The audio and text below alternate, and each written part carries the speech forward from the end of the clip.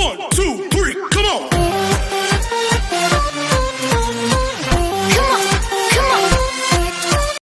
Hello beautiful people! Welcome back to my channel. This is your Mama Sam. Hello mga amigo, amiga, kumare at kumpare. Kamusta kayong lahat? Sana lahat po kayo ay okay at safe ngayong araw na to. At syempre, kung ako naman ang tatanungin nyo, nakikita naman ninyo ang beauty ng Mama Sam ninyo. Fresh overload pa rin, di ba? Ganyan talaga kapag umiinom ka ng maraming vitamin C plus kumakain ka ng maraming banana. Dahil sa banana, nakakaloka ang ganda ng Mama Sam ninyo. So, yun. So, kamusta naman kayo mga amigo, amiga, kumare at kumpare? Sana lahat kayo ay okay na okay ngayong araw na ito. Syempre, marami tayong chika ngayon na talaga naman, oh my gosh, magtataas ang kilay ninyo ng bonggang-bongga sa pag-uusapan natin. Pero syempre, bago tayo tsumika, gusto ko munang magpasalamat syempre sa walang sawang tumatangkilik dito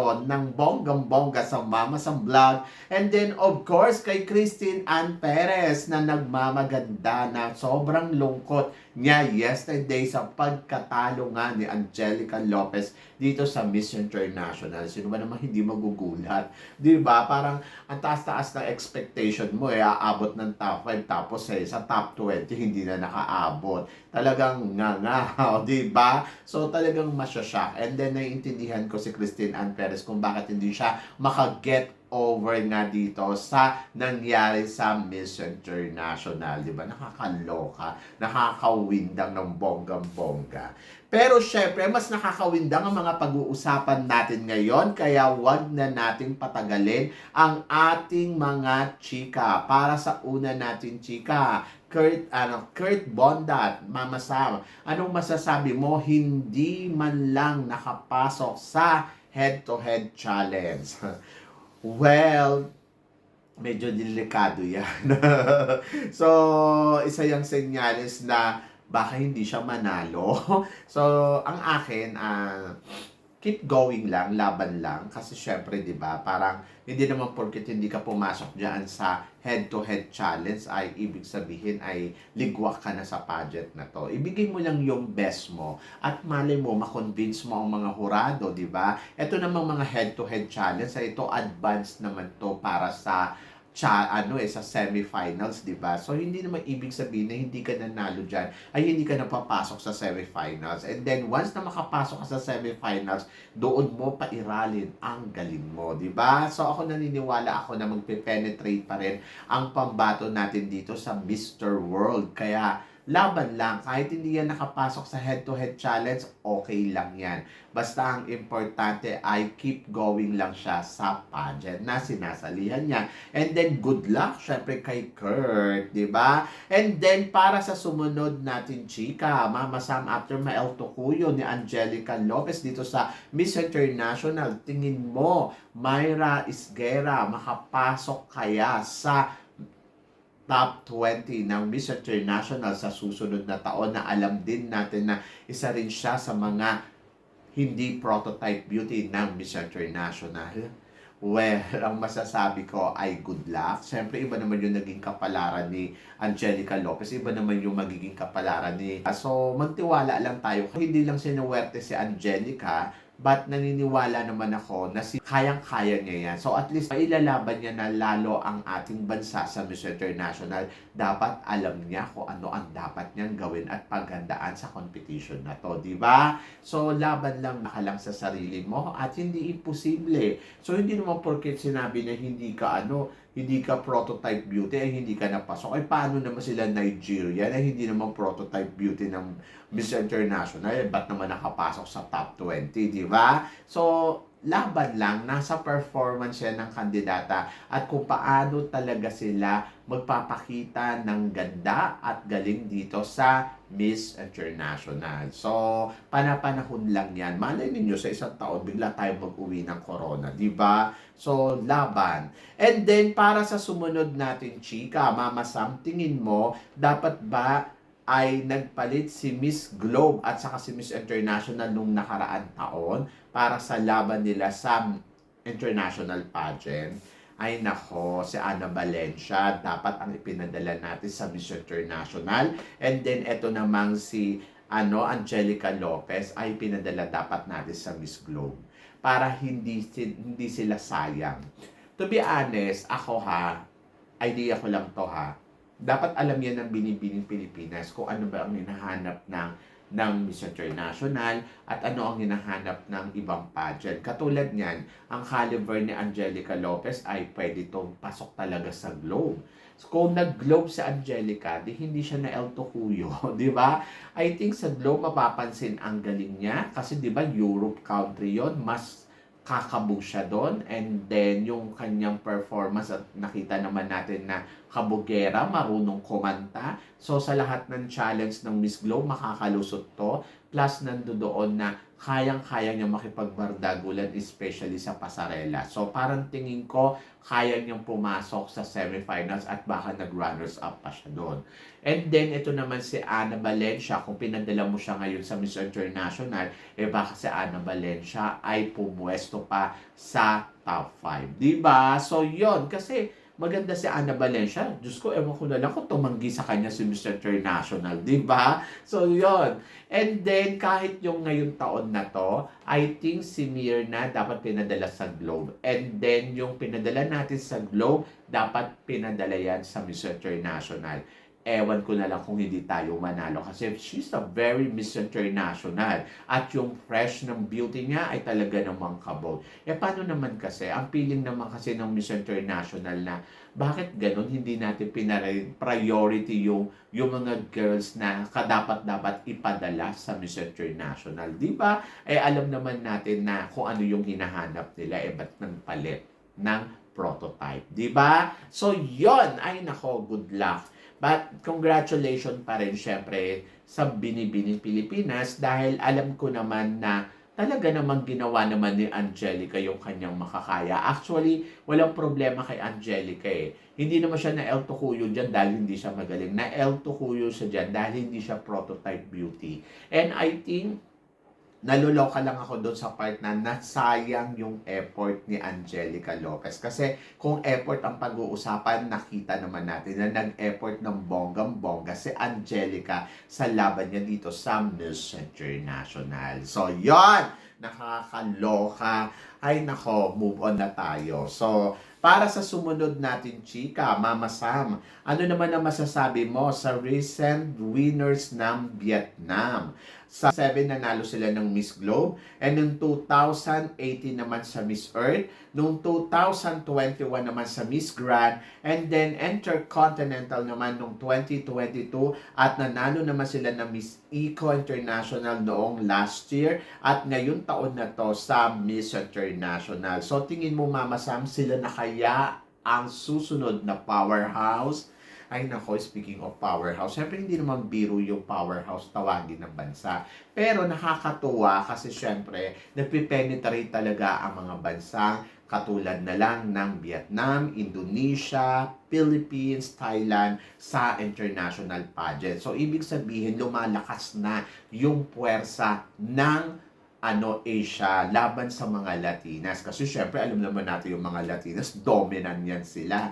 So, para lang yan may Colombia, para lang yan may Mexico, para din lang yan na may Miss Venezuela. So, tayo yung bagong Miss Venezuela or tayo yung Asian Venezuela, di ba? And then, maaaring tawagin naman natin na Mexico naman tong Vietnam o kaya Colombia naman ang Thailand, and ang Indonesia ay ewan ko sa kanila. Charot, sayang. Lagi nila kinakawawa si Indonesia. But congratulations sa natin, sa apat na bansang to dahil talagang nagpe-penetrate na sa mga international pageant. Ibig sabihin, ang beauty ng Asia ay talagang kaya ng sumabay sa mga Latina. So sana mas madagdagan pa ng ibang bansa katulad ng Malaysia, Cambodia, Myanmar, di ba? So laban lang Team Asia. At the end of the story, we are Team Asia, di ba? So, congratulations sa Vietnam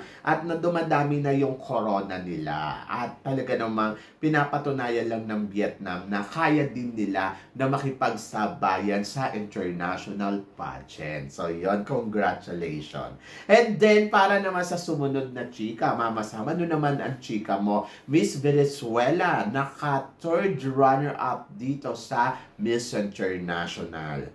Well, ang masasabi ko, bongga. Kasi di ba madalas kapag title holder ka, na-El Tocuyo yung country na lumalaban na susunod sa kanya. Kumbaga, yung parang recent candidates.